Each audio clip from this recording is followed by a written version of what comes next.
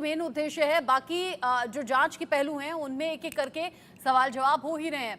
आयुष, चूंकि अलग अलग आरोपियों की गिरफ्तारी के बाद अब उन्हें कन्फ्रंट कराना, यानी कि आमने सामने उनसे पूछताछ करना, ताकि झूठ की गुंजाइश कहीं ना हो, पूरा सच सामने आ सके।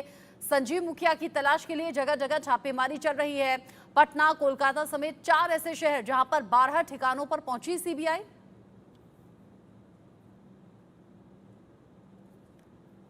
आयुष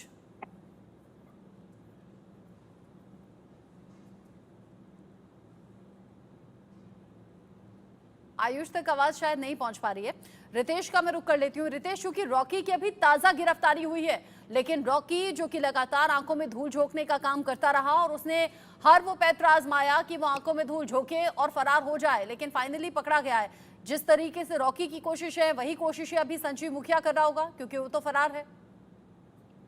अब बिल्कुल देखिए, संजीव मुखिया फरार है और रॉकी से जो सीबीआई के अंदर हमारे स्रोत है उनका कहना है कि रॉकी से काफी इंपॉर्टेंट इनपुट्स मिले हैं और उसी इनपुट के आधार पर जो सीबीआई की टीम है वो लगातार वेस्ट बंगाल में वो कैंप किए हुए है। इसके अलावा कोलकाता शहर की बात करें, दुर्गापुर शहर की बात करें, उसके बारे में जानकारी मिली है कि उड़ीसा में भी वो छुपा हो सकता है। तो कुछ जो टीम है सीबीआई की वो उड़ीसा में भी मौजूद है। इसके अलावा झारखंड में पहले दिन से ही सीबीआई की टीम मौजूद है और खास तौर पर जमशेदपुर और बोकारो में लगातार सीबीआई की टीम की दबिश है। तो ये तो 3 महत्वपूर्ण शहर है। इसके अलावा बिहार के अलग अलग जो जिले हैं वहां पर भी सीबीआई लगातार मॉनिटरिंग कर रही है, क्योंकि कुछ महत्वपूर्ण जानकारी मिली है और अगले 1 से 2 दिन काफी महत्वपूर्ण है। अगर संजीव मुखिया की अरेस्टिंग या उसके लोकेशन ट्रेसिंग की बात करें तो सीबीआई को काफी अहम जानकारी मिली। देखिए कि अमन सिंह की गिरफ्तारी हुई धनबाद से और उसके बाद बिट्टू की गिरफ्तारी होती है। जैसे ही ये लोग सीबीआई की गिरफ्त में आए, कैसे किस तरीके से आप देखिए कि रॉकी, लग रहा था कि रॉकी की गिरफ्तारी ही नहीं हो पाएगी, कहाँ है आखिर, एकाएक उसकी गिरफ्तारी होती है। और रॉकी की गिरफ्तारी के बाद अब देखिए कि पूछताछ में उसने काफी अहम जानकारी दी है। ऑन कैमरा तो कोई भी कुछ बोलने को तैयार नहीं है, लेकिन जो चीजें हैं उसके अनुसार उससे संजीव मुखिया का लोकेशन लगभग लगभग अब सीबीआई की जो है वो क्रैक करने ही वाली है कि वो कहाँ है। और अगले 1 से 2 दिन, बार बार मैं कह रहा हूँ कि काफी महत्वपूर्ण है। हाँ। हो सकता है कि उसकी गिरफ्तारी हो जाए या फिर हो सकता है कि उसके बारे में कोई महत्वपूर्ण जानकारी मिले। दूसरी तरफ जिन 13 लोगों को बेऊर जेल से लाकर कन्फ्रंट पूछताछ की जा रही है, तो उनसे भी काफी महत्वपूर्ण जानकारी सीबीआई को मिली है। जी जुलाई के महीने में गुजरात से भी 5 गिरफ्तारियां अब तक सीबीआई ने की हैं। ऐसे में कुछ और गिरफ्तारियां हो सकती हैं और सबसे ज्यादा जो निगाहें हैं जयेश सोनी, वो संजीव मुखिया पर है। लेकिन संजीव मुखिया तक पहुंचने में सीबीआई ने एक के बाद एक कई गिरफ्तारी भी कर ली और कई बड़े खुलासे भी।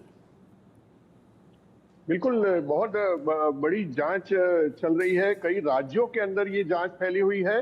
गुजरात के अंदर भी सीबीआई की टीम ने जब जांच शुरू की थी तो कई ऐसे चीजें हैं जो सामने आई थी, जिसकी वजह से खुद सीबीआई ने और भी जगहों पर छापेमारी की थी और भी लोगों से पूछताछ की थी।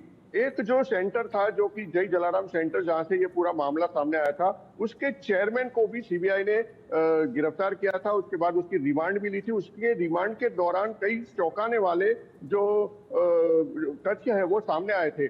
जो चेयरमैन था वो दिल्ली और यूपी, बिहार की ट्रैवलिंग कर चुका था। ऐसी चीजें जो है सामने आई है, तो ये कहीं ना कहीं सीबीआई की संज्ञान में ये चीज भी आई है कि जो गुजरात का मामला है वो भी यूपी, बिहार के जो मामले हैं उसके साथ कहीं ना कहीं लिंक है। और इसी वजह से जो चेयरमैन है इस सेंटर का, उसको भी गिरफ्तार किया गया था और उसके बाद उससे पूछताछ में कई सारी राज जो है उसने उगले हैं।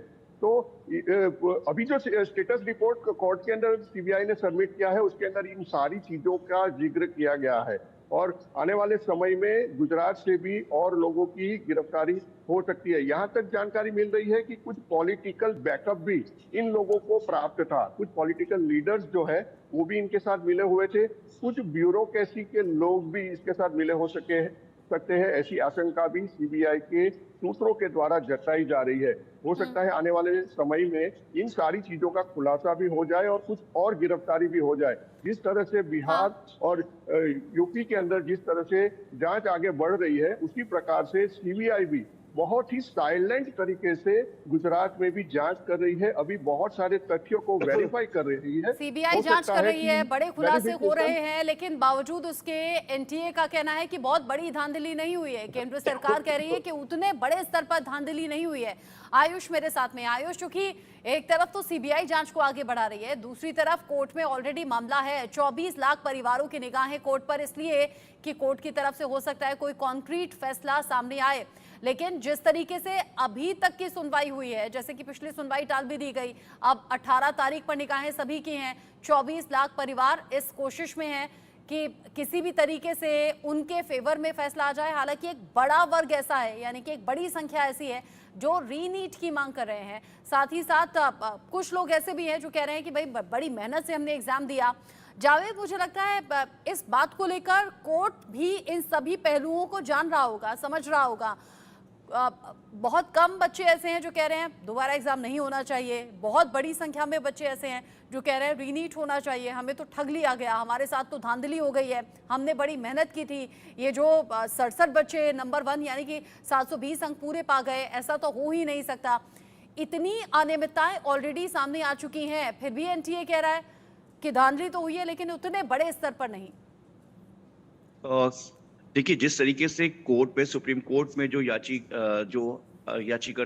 याचिका दी गई, तकरीबन नीट को लेकर 38 याचिका है और एक लंबा समय लग सकता है, क्योंकि इसमें जो कोर्ट है वो एक एक चीजों को बारीकी से देख रहा है, क्योंकि कम से कम 23 लाख स्टूडेंट जो हैं उनके करियर का सवाल है, उनके जिंदगी का सवाल है।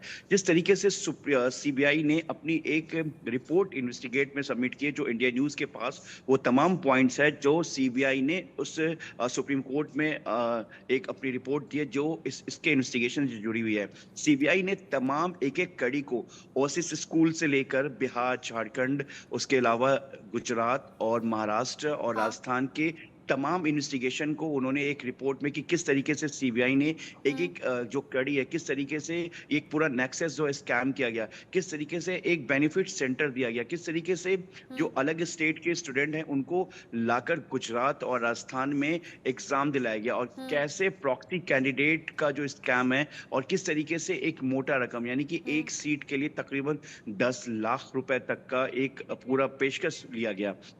इसके अलावा बिहार, झारखंड की अगर हम बात करें तो ये जो स्कैम है ये पहले से ही प्लान किया हुआ था, ये क्योंकि तो 3 और शुरुआती 4 जानकारी है जावेद, हो सकता है कि कुछ और भी धांधली ऐसी ही सामने आए और सीबीआई इन सभी पहलुओं पर जांच करने के बाद जाहिर सी बात है कोर्ट भी इन सब मामलों का संज्ञान लेगी।